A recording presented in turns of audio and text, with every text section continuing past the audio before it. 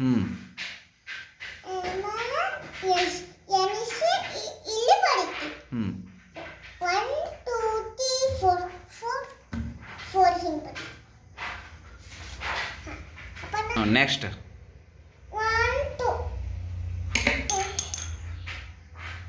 3 1 2 2 1 2 ಅದು ಸೇಮ್ ಮಾಡ. ಹ್ಞೂ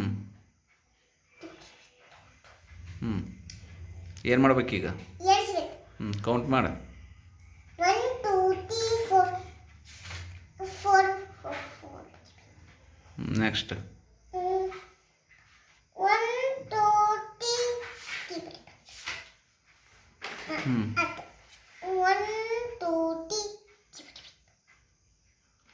ಹ್ಞೂ 1 2 ಹ್ಞೂ ಇಲ್ಲ